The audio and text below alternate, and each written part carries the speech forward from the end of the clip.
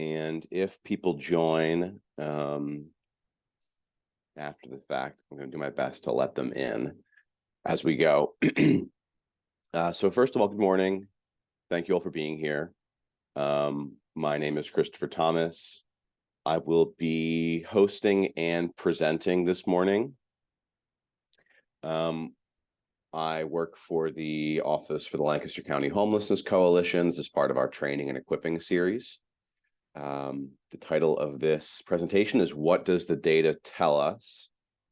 The idea of this presentation is to take a look at HUD reporting. So annual HUD reporting.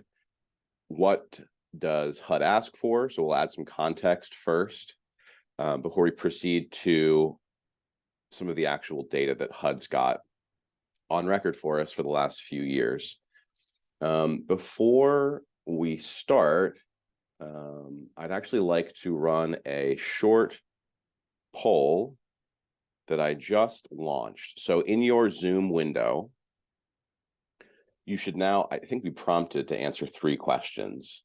They're single response, so you can only pick one answer per question. I think it'll probably give them to you in sequence. So you'll see one, then the other, then the other. And these are designed to give us an idea of who is in this presentation, what your roles are, what level of familiarity you already have with 2 things. One is Empower Lancaster and HMIS, and the other is HUD reporting.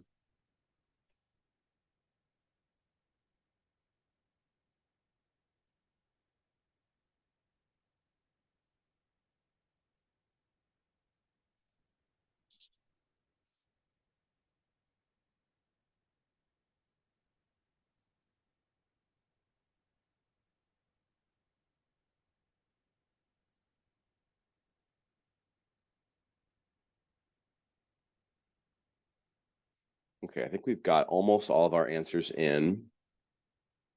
Based on what I am seeing, it looks like we've got a mix. Half of our participants today are from leadership or management, and the other attendees are split between direct service staff and support staff. I'm impressed by the responses to the question about familiarity with Empower Lancaster and HMIS. Most of you are either somewhat familiar or very familiar, which I'm gratified to hear. And it'll also mean that we don't need to spend maybe quite as much time talking about basic details of how HMIS works. And then the question about familiarity with HUD reporting is a little bit more skewed toward the somewhat or not very familiar, which is what I would anticipate. So I think everyone who's, we're gonna end this poll. I'm not sure if you all can see the responses, but again, just to reiterate, we've got a mix of who's on this call, different kinds of staff. You all are, for the most part, familiar with Empower Lancaster and HMIS. And there's a mix of familiarity with HUD reporting, like APRs, point-in-time count, the SAGE system. So I will be bearing those in mind as we go forward. I've intentionally, set this up. I can share those results. Set this up so that the presentation will lay some groundwork, give everyone context before we move on to sharing actual data, because I don't want to just jump right in and give numbers devoid of context, because that can also be misleading. So I'm just going to set my stopwatch here, try to do this for 45 minutes or so, and then I want to leave time at the end for questions and answers. The chat should be enabled as well. So if questions occur to you during this call and you want to type them into the chat just so you don't lose them, I will probably wait till the end to answer them, but that's there for you if you would like to use chat to write any answers and that occur to you during this time. Like I said at the beginning, you're all muted, so if anyone needs me to stop, I'm going to be looking at the PowerPoint, so you can unmute yourselves, and call out if, let's say, my connection drops or I misspeak and you're confused. So you're able to unmute yourselves, but we'll just plan for the next 40-45 minutes. I'll just be talking. Like I said, we're going to go over Empower Lancaster and HMIS. We'll then talk about HUD and their expectations of our HMIS and the reporting that we do to them using HMIS data. Talk a little bit about data quality. We will get into some details about what are the primary annual reports that we use in HMIS to give HUD what they expect from us. And then we'll look at some of the data that came out of them from the last few years. And then, like I said, we'll have some time for question and answer at the end. Just to make sure we're all on the same page, there's two things I want to call out here at the beginning. Once we get going, I'm going to be using the terms Empower Lancaster and HMIS interchangeably. Similarly, I will be using PA 510 and Lancaster County interchangeably. Because in HUD's eyes, which is how we're going to be viewing this data today, it's the same thing. So Empower Lancaster is our local version of HMIS. It's the actual software that we use. HMIS is HUD's name for this system that we're required to use. And in the same way as we think of Lancaster City as being one thing, Lancaster County as being another, with their diverse needs and different contexts, to HUD, we are all one thing. We're PA 510. So be aware that those are going to be used interchangeably during this time. So in terms of what is an HMIS, because I'm going to be saying that word a lot. Why do we have to use it? What is it? It all kind of starts with the Hearth Act, right? So an act of Congress that established a lot of the parts of the country's homeless service system. And one of the things the Hearth Act introduced or established was the idea of an HMIS, and specifically the requirement for what an HMIS is and how it works, right? So it's in practice for us, no matter what level of staff you're at, it's basically case management software is how it works. But in terms of what it needs to do as required by law, it needs to be able to tell us how many individuals and households we serve, who they were. So, what were they like? Age, race, ethnicity, gender, et cetera. What type of project served them? So are they served by a shelter, transitional housing, street outreach? So what point in the continuum of care are they at? How they were served. So what are the program outputs? Was this person successfully housed, for instance? Did they gain health insurance as a result of being in a homeless service project? And then how well they were served. So it does let us report some outcomes. It needs to be able to deduplicate clients and client services. It needs to be able to produce reports, obviously, that HUD requires of us, which we turn around and give to HUD, and then HUD turns around and gives to Congress in the form of the AHAR. It lets us produce our own reports to define needs for things like fundraising and setting priorities, lets us coordinate services and prioritize households, and lets us also manage the inventory of beds serving people experiencing homelessness. I apologize. This is looking differently on the presentation screen than it did in PowerPoint. In terms of what does HUD expect to see in HMIS, like what is their perspective on this? They have an eye towards data quality. So there's things that they call required data elements. So things that we're required to collect about clients, things like date of birth, social security number, race, gender, income, homeless status, exit destination, other client details that we can get from there, like percentage of area median income, benefits and insurance status, chronic homelessness status, veteran status. So this is describing clients, or the first two bullets. We also need to be able to describe our bed inventory in Empower Lancaster. So HUD wants to be able to say how many beds of what type are serving people experiencing homelessness in Lancaster County. What type of bed is it? Is it a shelter bed, a transitional housing bed, rapid rehousing bed? And then one step further, they want to know, is it dedicated to serving a certain kind of client household? Is it just for veterans? Is it just for single adults? And then, like I said, outputs and outcomes are also things that HUD expects to be able to see in HMIS, or for our HMIS to be able to output for them to look at. And these are things I've mentioned already. So number of clients housed, has income changed, length of stay in a residential project, or how long was a person in a bed somewhere? And we will get to, again, like, what does this look like? If you're a HUD representative, what do you see a little bit farther on in this presentation? One thing I wanted to point out here, because I think this is something it's not always clear that we should make clear, is that when we talk about Empower Lancaster, talk about HUD reporting, I want to be really clear that HUD never receives any personally identifiable information about our clients. So our reports to HUD never contain any PII, no names, DOBs, social security numbers, nothing that could be used to ID a client or a client household ever leaves HMIS and goes to HUD. Furthermore, they don't have direct access to Empower Lancaster, right? So our HUD rep doesn't have a login. They don't just go in and check on EL or on our HMIS. We have to do all of that for them. And part of that is because they're not especially concerned with how our response system is set up. So the number of organizations we have, the number of programs we have, how we structure them. HUD thinks of these things in terms of kind of broad umbrellas. So type of service, rapid rehousing, where is it? Lancaster County. So how we structure those programs, do we contract rapid rehousing out to providers across the county, which is how we manage it, or do we have one central organization that does everything?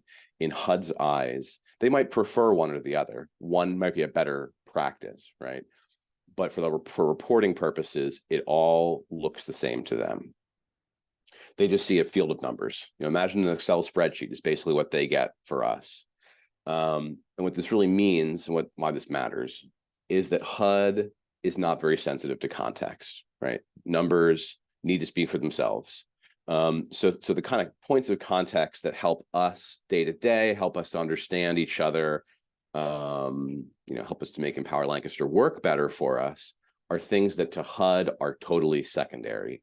What they're going to see is something like what you're seeing on screen right now, right? An example of this would be the APRs and CAPRs that we need to present to them once a year. I actually thought I had written this down, but APR is annual performance report, and CAPRs are consolidated annual performance evaluation report. They really do the same thing. But what it means is that all of the work being done, in this example here, is for Pathways Rapid Rehousing, looking at the HUD year 21-22. All the work that we did in the county, all of the clients we housed or didn't house, helped increase income or not. At the end of the day, what HUD gets from us is an APR. We run the APR, we download it, and it goes straight up into a system that HUD manages. Some of you on this call use it, called Sage. Sage is the platform that accepts our APRs, right? So at the end of the day, when our HUD reviewer looks at what we did for the year, all they see is what's in the APR. So one of the examples, something that anyone in here who does reporting for joint funding or submits APRs will have seen is APR question 23C, kind of like toward the middle of the screen here. And that tells us exit destinations. The bottom of that table, question 23C, it tells us how many people exited to a positive housing destination, how many were excluded, and then what was your percentage of clients housed that year. So we really think of it like distilling. Every single client record, all the information we input to HMIS, to Empower Lancaster, once a year, it has to get distilled down to this one report. And those numbers that we hand HUD are what they understand to have been the case for us for a whole year, right? Another example, question 22E, length of time prior to housing based on date homelessness started. That's the table on the right-hand side of the screen. takes the date a person was housed. We use the move-in date as one of the fields in Empower Lancaster, and the date they became homeless, which is another field in Empower Lancaster, and they just subtract the two dates, and this is what we get. This is what HUD gets for us, right? So when I mentioned this for two reasons, right? One is that the scale and scope, like what we owe HUD every year, is not tremendous. We owe them quite a bit of information every year. Any grant that we have from HUD needs to have an APR or a CAPR every year. So we have to submit about 20 of these a year. Some of them are done by organizations that have direct HUD contracts. Other ones, like Rapid Rehousing, get done by this office as the COC lead office. But we have a bunch of these we need to do every single year. And what's, I guess, the important point here when I talk about in the last slide, HUD not being very sensitive to context, is that they really do just get a field of numbers. And that's what they understand to be true for us, right? So when we think about what goes into Empower Lancaster, why is data quality important, for instance, or why is it important that we capture exit destinations, is that it all gets rolled together. We hand it to HUD, and we own what they get in Sage, right? Here's another example of this. So again, just to make sure I am clear about context, this is from Sage, the system that HUD uses to take our annual reporting. And this is from the APR report that gets downloaded from Empower Lancaster and sent into Sage. So we talk a lot about data quality, right? This is the data quality table. Question 6A, data quality, personally identifying information. And again, HUD, they don't get any of the Social Security numbers. They don't know why or how. Well, they know how, but they don't know specifically what gave us these errors. They just know that the system that they wrote, that we turn into software that we use in the form of Empower Lancaster, told them that we had a 31% error rate for Social Security number. But, for this project also, or the grant rather, a 0% error rate for gender. Ditto DOB, name. So we've got kind of a mixed bag here. But what HUD gets from us is just this column of numbers of error rates, right? Now, I don't want to get into it's too many different things to go through right now and with an hour to look at specific data quality for different programs, right, or different years. So I just tried to distill it down to two things, right? Talking about data quality, annual HUD reporting in the form of an APR report that goes into Sage. HUD is a little bit slippery about what they expect us how they expect us to perform for data quality. So what are we anticipated to meet or expected to meet? In the past, they have set, and this is as recently as 2010, so not super recently, they set very, very high standards for a COC like PA 510.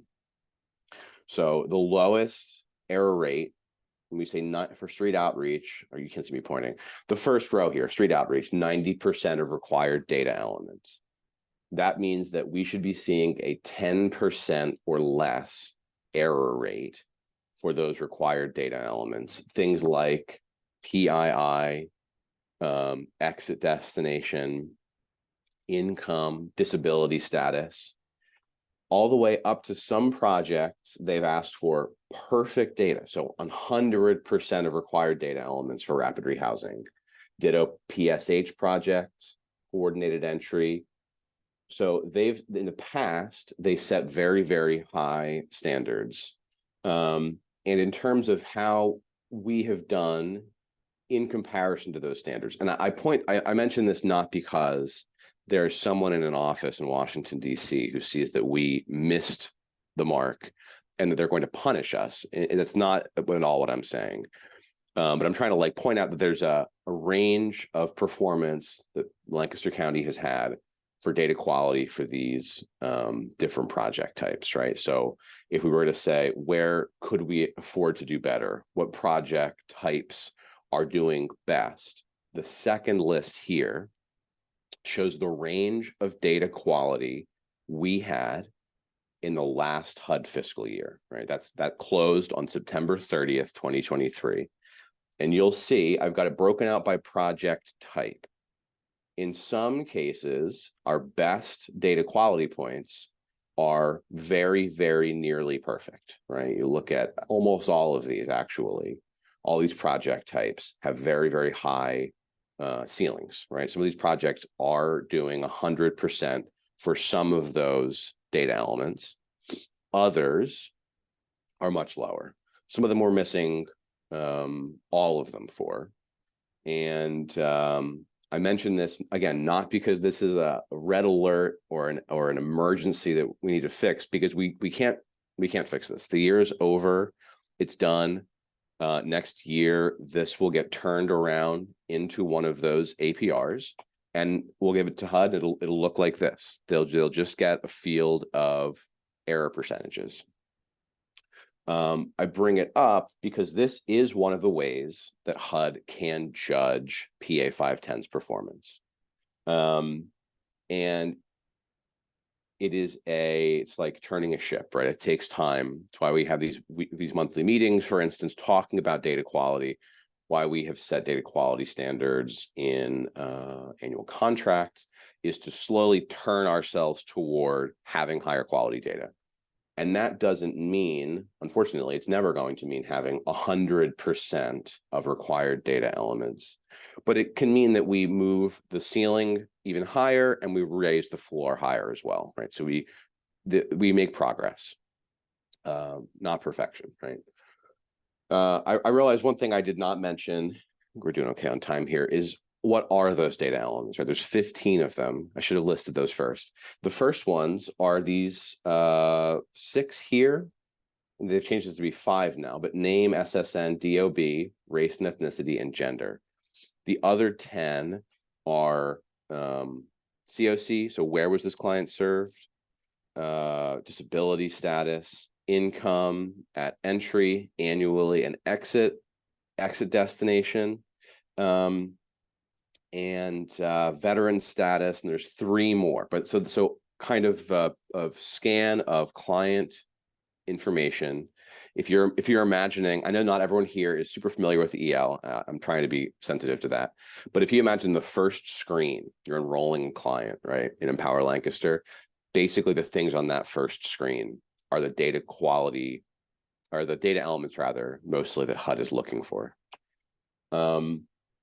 So that's one way of looking at data. I don't want to focus too much on it because it's kind of sterile, right? It's just numbers. It doesn't tell us a whole lot about how the system is doing. But it is one of the things to be aware of, is that every HUD grant we need to report on annually, and all the work that's done across the county under a grant. An example of that would be a rapid rehousing grant or a permanent supportive housing grant, street outreach, all gets rolled together. A single report goes to HUD, and that's what they understand to have been the case for a whole year. So closing the book on that, I am going to start to speed up a little bit here because I want to be mindful of time. There are other reports that are less well known that are also very important, right? They also go out annually, and they also give HUD and then, via HUD Congress, different views on how our system looks. That's the LSA, and how our system performs. That's the SPM. I originally had a lot more about the LSA in this presentation because it's what we're working through right now, trying to get it done by January 17. I've cut a lot of that out because it's not particularly interesting, but this is a good opportunity to mention what the LSA is and, why does it take so much work every year, and what is it? Every COC has to submit a longitudinal systems analysis to HUD every year. Similar to the APR and CAPER, HUD gives our vendor, Caseworthy, the programming specifications. And the same is true for the SPM. HUD tells us what it means, and the system has to be able to run a report that we can hand to HUD and their system can use. And they look at HMIS data from different perspectives. The LSA is basically looking at what beds does Lancaster County have that serve people experiencing homelessness or who were formerly homeless, if we're talking about permanent supportive housing beds? Who was in them? What was their utilization rate? What kind of household was in them? And what kind of client was in them, right? So at the end of the day, HUD wants to know, PA 510, how many total beds did you have? Of that total, how many were in emergency shelter, transitional housing, permanent supportive housing, et cetera? It wants to know what kind of client was in those beds. Were they veterans? Were they chronically homeless? Were they households with children, without children? Were they youth? And then of all those beds, which ones are dedicated to that purpose? It is a lot of fine detail. And the good news is you all don't need to worry about it too much, because this, for this office and for me and Sheldon, who are working on this, the housing inventory count forms that many of you gave, those of you who run residential projects gave me in January of this year, inform the LSA.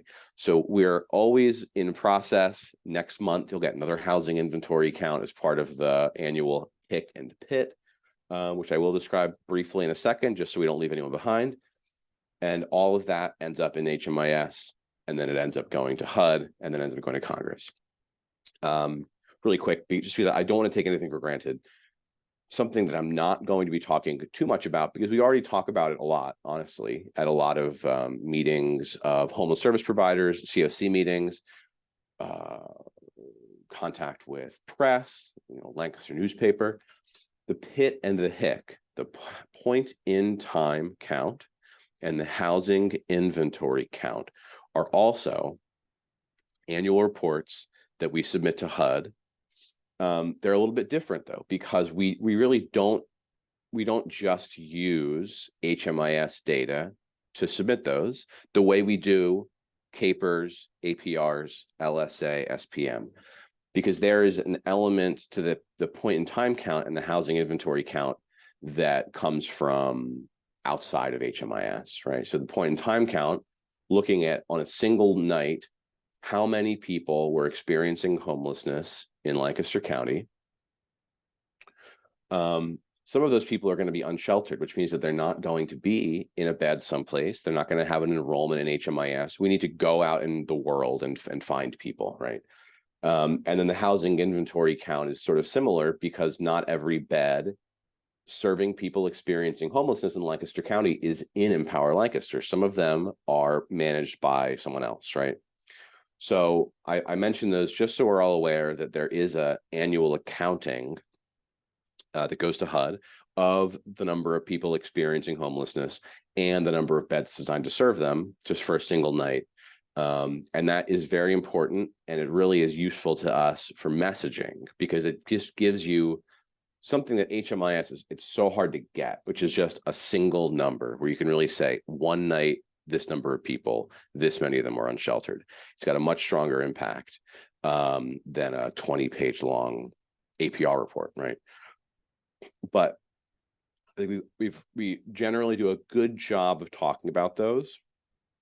We can always do better. And I'll take this as a moment to mention that it's not going to be long until our next point in time count and housing inventory count. It's about a month from now. It'll be the night of January 24th, 2024. You all have, many of you have already heard about this PIT count planning. There's more to come, but just know that it's on the horizon. And the other thing, getting us back to the original flow here, is it informs other reports that we don't talk about too much that HUD also expects from us and are similarly required, right? So the LSA, not going to talk too much about it. Suffice to say, it's very important. It's very finicky, and we need to know beds, what kind, where, what type of project. The other one that's probably more important, or not more important, more interesting to this group, really to any group, is the system performance measures. They are a little bit closer to what we would think of as being outcome measures, right? So looking at things over time, seeing whether a person was not just helped by a project, so not just an output in social work terms, that they didn't just move into a permanent bed, but they stayed there, right? So it had a lasting impact on them. The system performance measures is really the best, and at this point, kind of the only tool we have supplied by HUD, turned into a piece of software by Caseworthy that looks at those things. It's very complicated. I cannot even begin to explain to you how it works, but it looks at certain things that are useful to understand the health of our system and the state of homelessness in Lancaster County. The issue, the reason that the system performance measures isn't talked about quite as much, and one of the things that makes it less useful, is it takes a whole year. A whole year has to go by. We have to get good data in HMIS. We then need to run the report, download it, send it to HUD. It's all very time consuming, and it makes it a little bit harder to kind of time the way that we look at this data. Whereas again, the PIT count, you do the count, maybe a month later, you've got a preliminary number. It's very straightforward, right? So the SPM is a little bit more challenging. But what it's designed to look at, and this is relatively new, I'm not actually sure the first year that HUD instituted this, but I think at most it's maybe 10 years old, right? We don't have SPM system performance measures data from 1989, right? We're really looking at a fairly recent phenomenon, and that also partly explains why we don't talk about it too much. But what it's designed to look at is a handful of data points: length of time people remain homeless, percentage of people who return to homelessness in the same COC within 2 years, the change in the number of homeless individuals and families in the system, income change, people experiencing homelessness for the first time, and successful housing placements, right? We will, second here, talk a bit about some of that data, take a look at it in just a second. But I guess one more time, I just want to like add some context here, right? So the context is really important to remember is that Empower Lancaster and HMIS are a piece of software. It's a database, right? And everything, I think is really important to keep in mind is that everything in Empower Lancaster was put there by a person working at an agency somewhere in the county, right? So nothing in there, nothing in there comes from on high, right? Someone did the work. And so nothing in Empower Lancaster or HMIS is ever going to be perfect, right? So it's important you talk about like, are we talking about the territory, like the real thing, or the map? We're talking about the map. We're describing our system, people in it as best we can, but it's all being mediated through real people sitting at a desk at a computer inputting information. So we should not take any data point as being in some way gospel. And the same is true for the PIT count. I mean, just as another quick PIT count plug, we do our best to count as many people as we can. And the PIT count number has been going up since 2017, right? But it's still low. There's still more people in the community experiencing homelessness than we're able to count because we are a group of volunteers. We only have a certain amount of time. We can't go everywhere, right? And so everything you're going to see in HMIS is going to be similar. It is going to be our best attempt, but that doesn't mean that if things appear, to be, this count seems low, that one seems high. Part of it has to be, we have to account for the fact that there's always going to be an element of human error, and we accept that, right? The other thing is that, again, going back to something I said about 20 minutes ago, HUD is really not too sensitive to context, right? So if they look at our data, and I'm going to use the LSA as the example here, because that's where this comes up. They look at our data for the year, and they run a statistical analysis on it that says to them, this data does not look reliable. We don't have enough data here, enough data quality to feel confident that we can make assumptions based on this data. They will just throw it out. Right? They're not going to workshop with us. That's not their approach to it. They just say, I can use that, I can use that, I can't use these, right? So if our data is not up to their statistical, standards, they won't be able to use it. Furthermore, if projects aren't in HMIS, they're obviously not going to appear on something like the LSA. Clients that aren't in HMIS aren't going to appear on the system performance measures. So really, it does just come down to us being the best possible stewards of the data we have in HMIS and its quality, right? But getting to the point here, we can look, just as we can look back at point in time and housing inventory count numbers going back to 2009, we can look at the last few years of system performance measures numbers. This is what HUD has on record for us, right? So again, HUD doesn't care about context. This is what they understand to be true for us, right? So what any errors in data entry, errors in reporting, whatever the case may be, these are the numbers HUD understands to be true for Lancaster County, right? So one of the things the system performance measures we're looking at right now looks at is the length of time homeless in days. So on a 12-month basis, it is going to take everyone in HMIS who's got a homeless date, right? So they were assessed, they have a homeless date entered, and it's going to take all of the people who have either exit dates to permanent housing or move-in dates in the case of rapid rehousing. It's going to put those two lists together, and it's going to say, if you've got this and this, take the difference, find the average, and find the median, right? So are people on average or on median spending more or less time on the street, homeless, or in shelter? Are they homeless for longer or shorter, right? And what they would like to see would obviously be shorter, and hopefully the number will be going down. But, as you would imagine, the number is going up because the problem of homelessness is not it's getting worse. The severity is getting worse, right? So what we're seeing in the last few years is it appears, again, I want to make sure I'm being clear here. It appears that people are spending more time homeless, both on average and on median, than in the past. The number's going up. I don't have 22, 23, right? So the farthest right bar in these two graphs is October 1, 2022 to September 30, October 1, 2021 to September 30, 2022. We have not yet run this for the 22-23 year, which just closed. And part of that is because we're still working on cleanup, making sure that our setup is proper, right? So we can look at past years. We will have this year's numbers in February, I anticipate. Another one it looks at is, what is your exit rate? Exits to permanent destinations system-wide. So anyone in any project type, including street outreach, what was their exit to permanent destination rate? And we seem to have been doing quite well in 17-18, 18-19, and 19-20, and we've kind of fallen back to where we were before and a little bit lower in more recent years. And again, HUD is really slippery. They don't say the correct number or the correct percentage would be 75%. They don't make it that easy for us.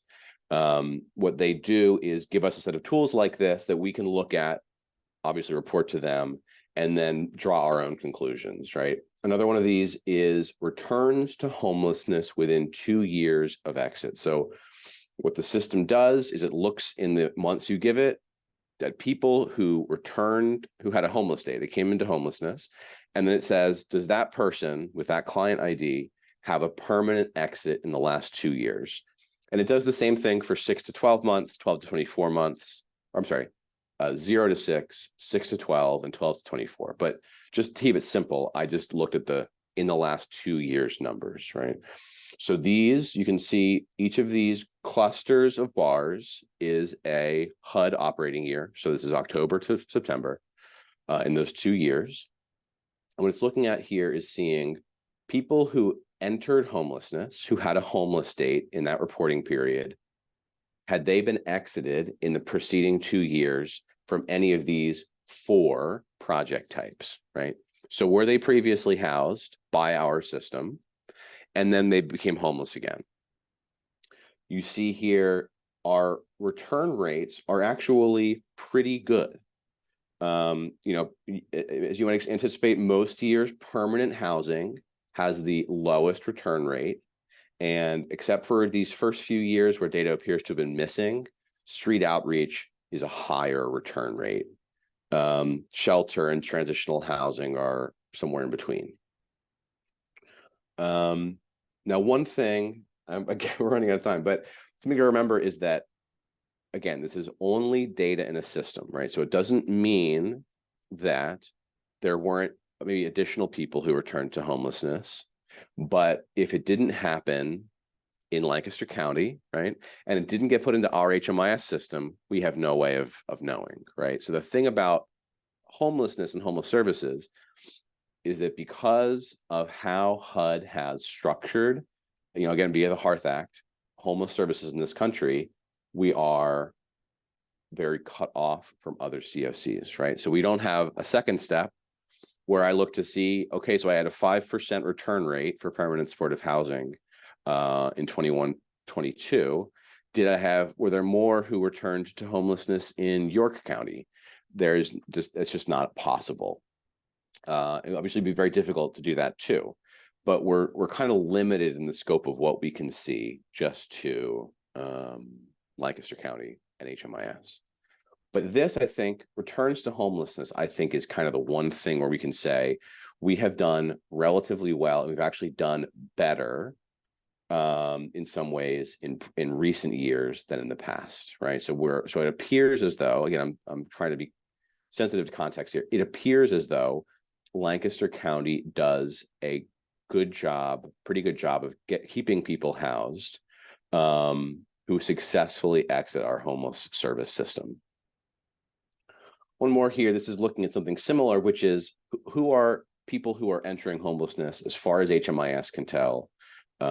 They say for the first time, but really what it's looking at is people who have new enrollments and haven't been enrolled anywhere else in the last 24 months. So this is the best thing HMIS can give us for a view of people who are experiencing homelessness, if not for the first time, they're new to homelessness, right? They were housed, they were not homeless, and they're brand new to the system, or else we have evidence that they were permanently housed and now they're new in the system.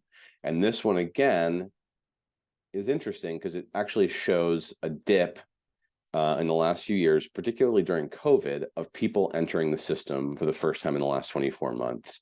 And now we're kind of going back up. And I think, all of these things are also kind of, it's not instant, right? So it's not like we snap our fingers and everything changes. So thinking about, for instance, ERAP, right? Really big rental assistance program, lots and lots of money, millions of dollars. ERAP has more or less run out, right? ERAP has run its course. That doesn't mean that the next day everyone is going to become homeless again. It's going to take time. So that's the other thing that makes this report and these measures difficult, is that we are seeing things that take place over time, and then we look at it on a 1-year scale and we throw it up on the board, but time continues to march on, right? So it's tough because the time context makes it hard to really get a grasp using these numbers on what's happening.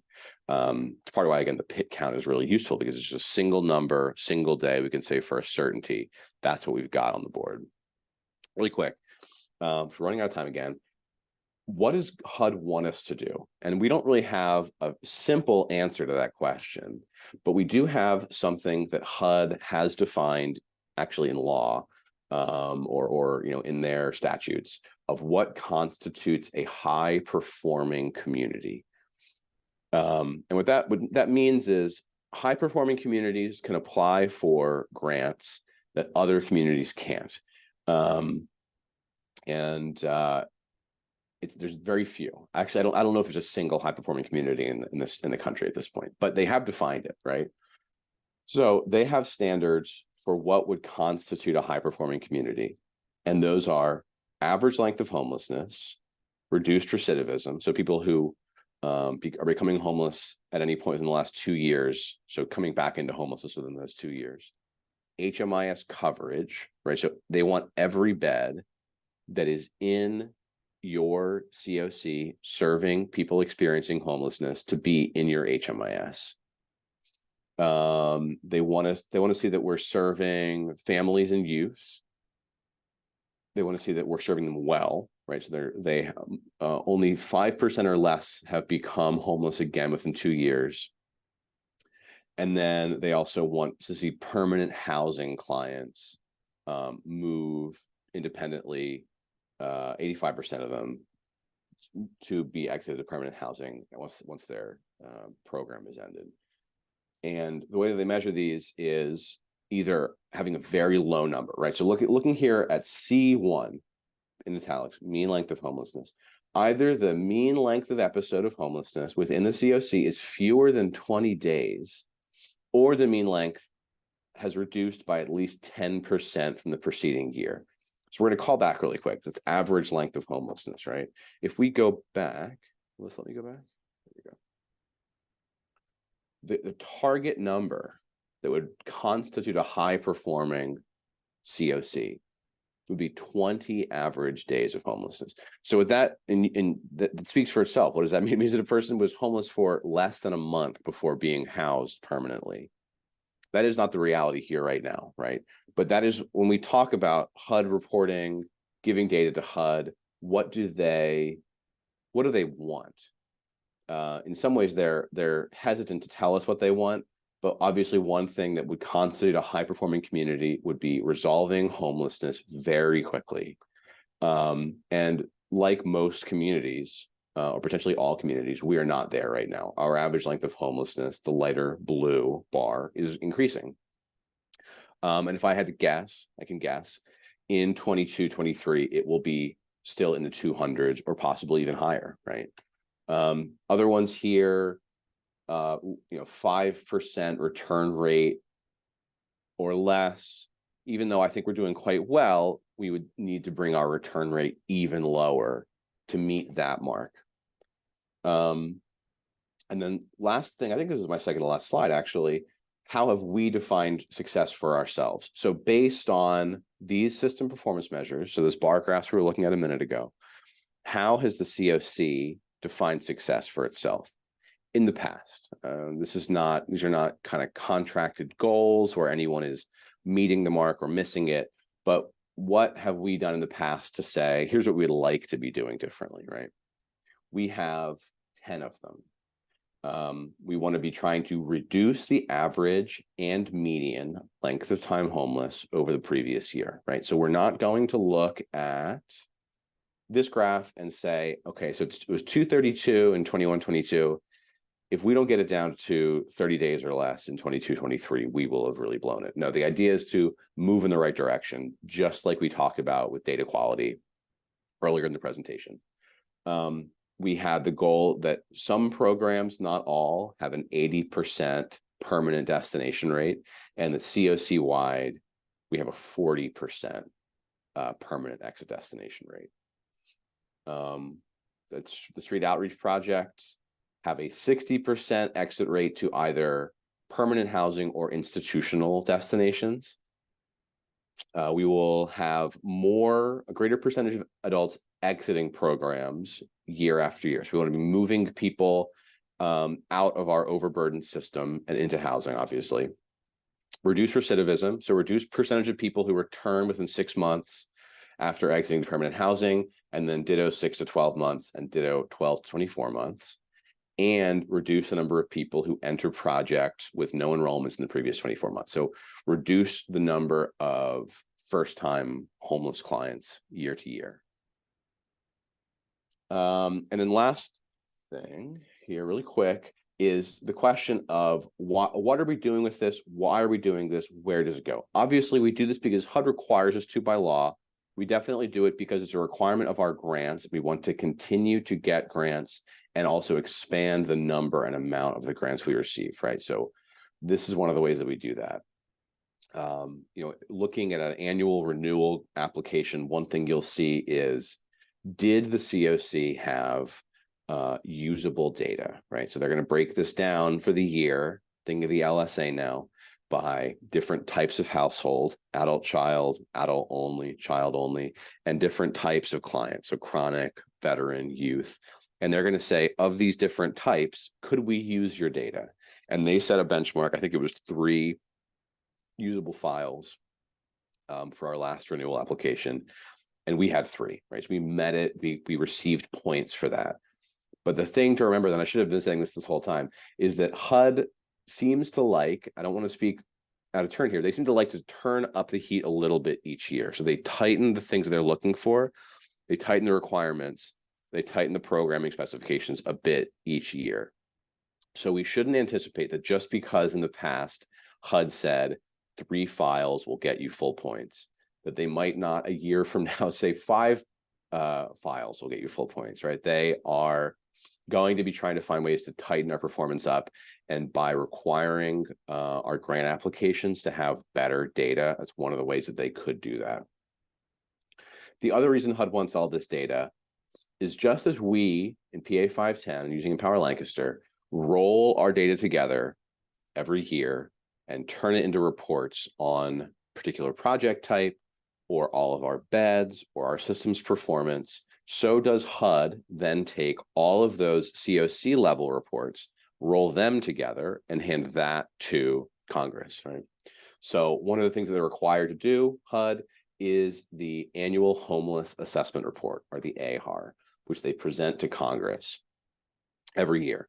And the AHAR was released, I don't know that it was presented to Congress per se, but it was released in December of this year. So this month, the 2023 AHAR came out, which is based on point in time and housing inventory count data from January of this year, which I say this year, but the year's over, right? So we're almost at the next year's PIT and HIC, as well as the LSA, which talks about bed coverage, bed inventories, and they roll all this together and they draw conclusions for Congress about the state of homelessness in the United States, right? So the big standout number you might have seen, maybe like in the newspaper, not LNP, but the New York Times posted about this, is the number of people experiencing homelessness increased year over year by 12%. So between 22 and 23, we had a 12% uptick in the number of people experiencing homelessness in the country, not in Lancaster County or Pennsylvania. And I think, any of you who provide direct service, well, really any of you who work in the homeless service system would agree it is going to be also going to increase when we do this again a year from now, right? Maybe not 12% more, but we're going to continue to see that number go up in this county, in this state, in this country. They found a 31% chronic homeless rate among people experiencing homelessness in the country. Now, again, I want to call this out, and I realize I'm really sorry. I'm trying to be mindful of time here, but we need to do a better job, and we will do a better job of reporting chronic homelessness in Lancaster County, because we have historically underreported our chronic homelessness on the point in time count and the LSA, which are both annual reports we talked about. We got to do a better job of that, because that is one of the ways we describe not just the number of people experiencing homelessness, but the acuity, right? The severity of the need.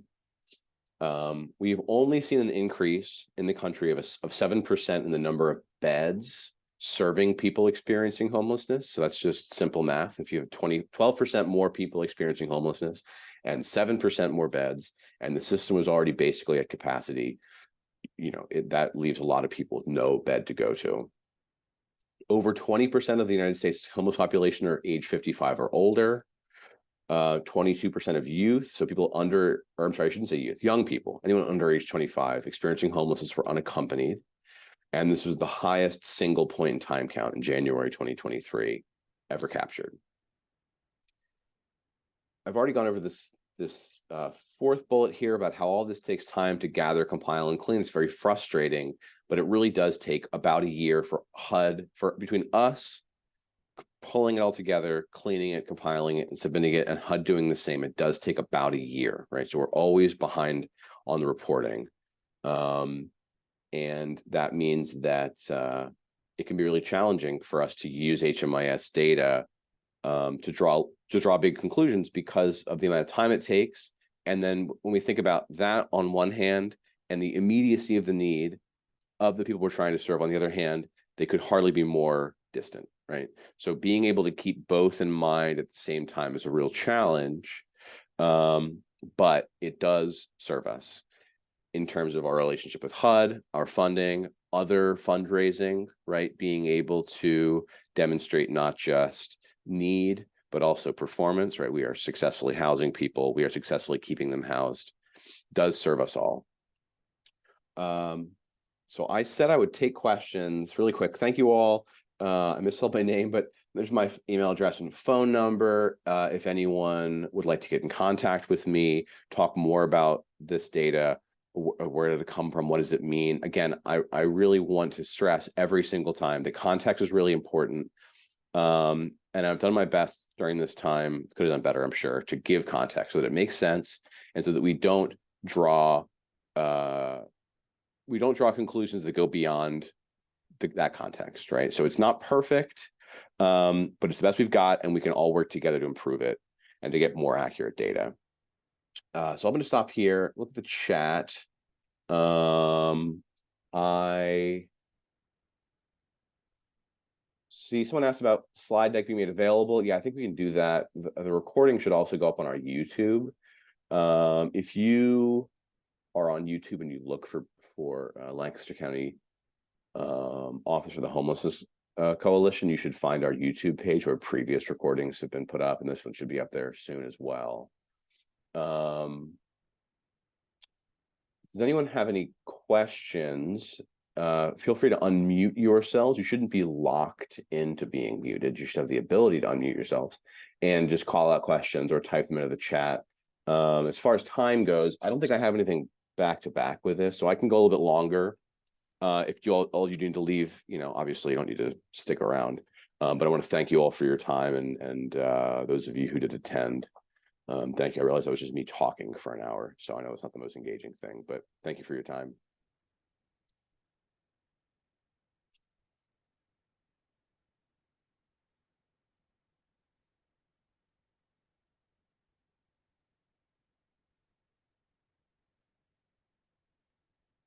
I'm sure someone's got a question. Come on, you all can do better than that.